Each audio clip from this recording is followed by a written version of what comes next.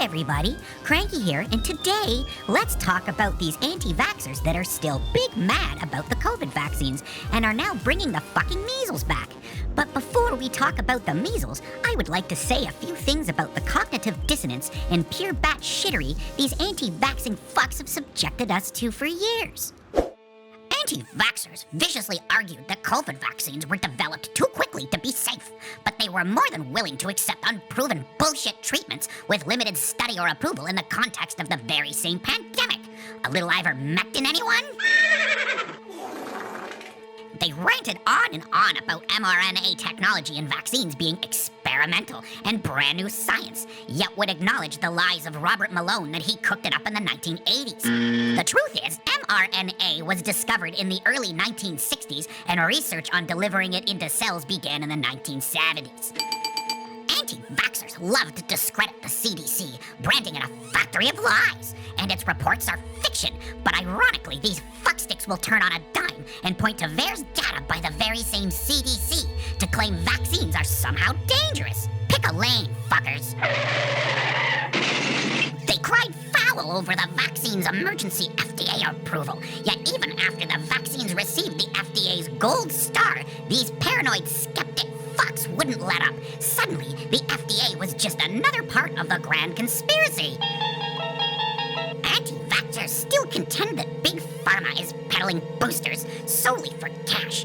But then they turn around and say they're plotting to wipe out half the world by burning down their own customer base.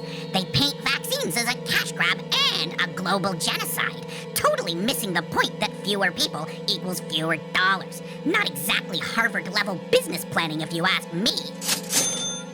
These magnetic motherfuckers assert that healthcare pros and scientists across the globe are in cahoots, spinning a colossal web of lies about vaccines. But then it's just a sea of dumbfounded faces over how this massive group of people could possibly keep it a secret without exposing the truth. Anti-vaxxers regularly contradict themselves by claiming that the vaccines were not tested on animals, but also that all the animals involved in vaccine testing were killed.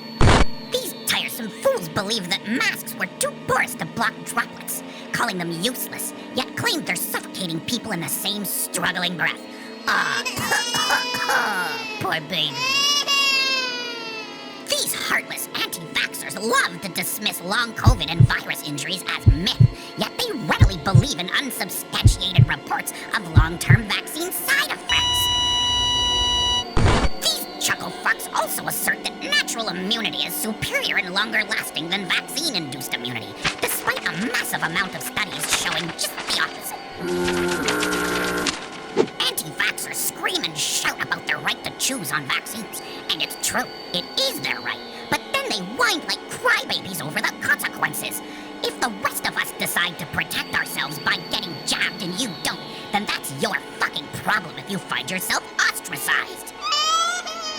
You don't get a say in the fallout of skipping vaccines. So when you're excluded because people want nothing to do with your unvaccinated, ignorant, arrogant, narcissistic, selfish, dirty ass, remember, you chose this shit show for yourself. So moan and groan all you want. You were never a victim, just a bunch of stubborn fools at odds with the health of a community driven by a Russian psyop spanning years in the making. The parade of misinformation and contradictions among anti-vaxxers is, and always will be, a stunning display of algorithmic manipulation and mental gymnastics at a fever pitch. It reveals an endless sideshow carnival of fear, creating cognitive dissonance that strangles real policy and decisions affecting us all. So if this triggers you germy fucks enough to comment and refute, well, I have a wambulance with your name on it. Until next time, stay frosty.